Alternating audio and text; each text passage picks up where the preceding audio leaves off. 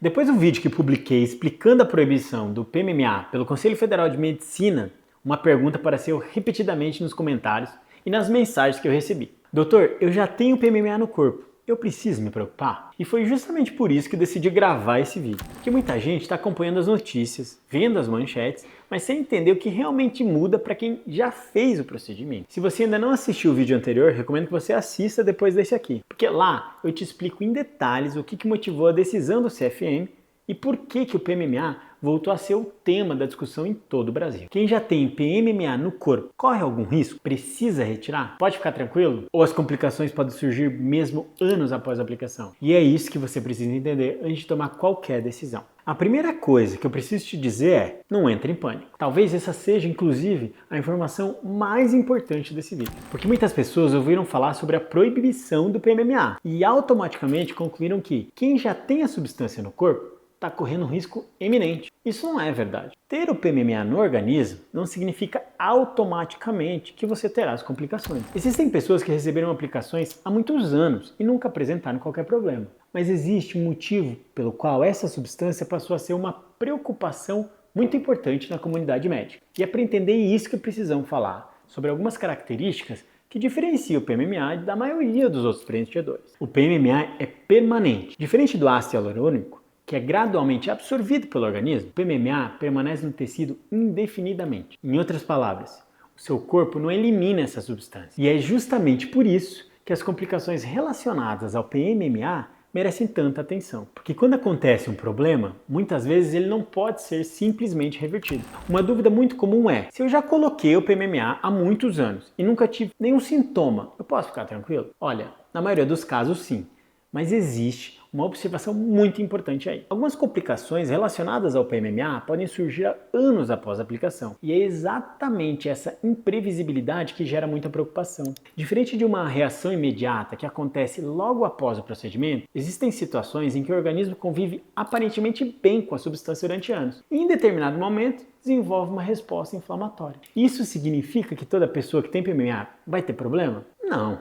Mas significa que a ausência de sintomas hoje não é uma garantia absoluta lá para o futuro. Então, quais sinais merecem atenção? Bom, se você possui PMMA e percebe que tem uma dor persistente, uma vermelhidão muito recorrente, endurecimento, nódulo, aumento de um volume inesperado, começa a ficar assimétrico em regiões que não tinha essa simetria, um calor local, começa a sair secreção, ou qualquer mudança progressiva na área tratada, bom, aí vale a pena você procurar uma avaliação médica. Porque esses sinais não significam necessariamente uma complicação grave, mas são situações que merecem investigação. Outra pergunta muito frequente é: olha, eu tenho PMMA, tenho que retirar? A resposta é: depende. Na medicina, poucas decisões são tão individuais quanto essa. Existe uma ideia equivocada de que toda pessoa que possui o PMMA deveria remover o produto imediatamente, mas isso não é verdade.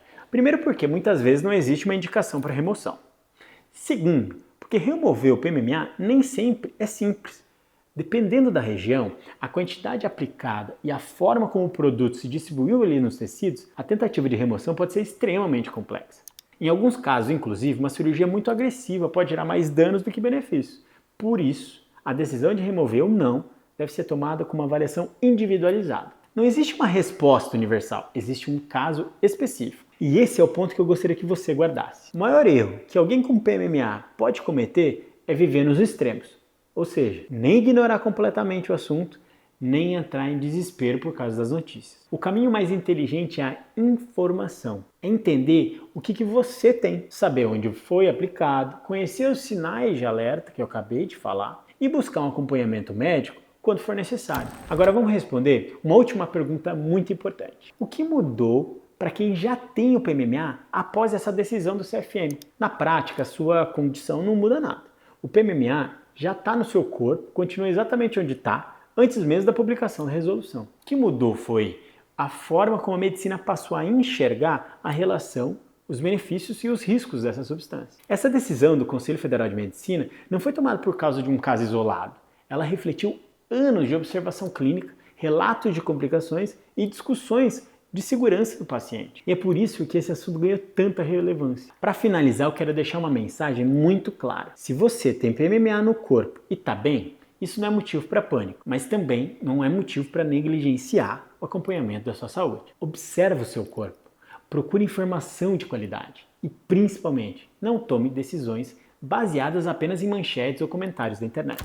Cada paciente possui uma história diferente, cada aplicação possui características diferentes e cada organismo responde de uma maneira diferente. Se esse vídeo te ajudou a entender melhor o assunto, me conte, há quanto tempo você tem PMMA e qual é a sua principal dúvida? Quem sabe ela não se transforma no próximo vídeo. Eu sou Bruno Patel, cirurgião plástico, e para mais temas como esse, me siga nas redes sociais.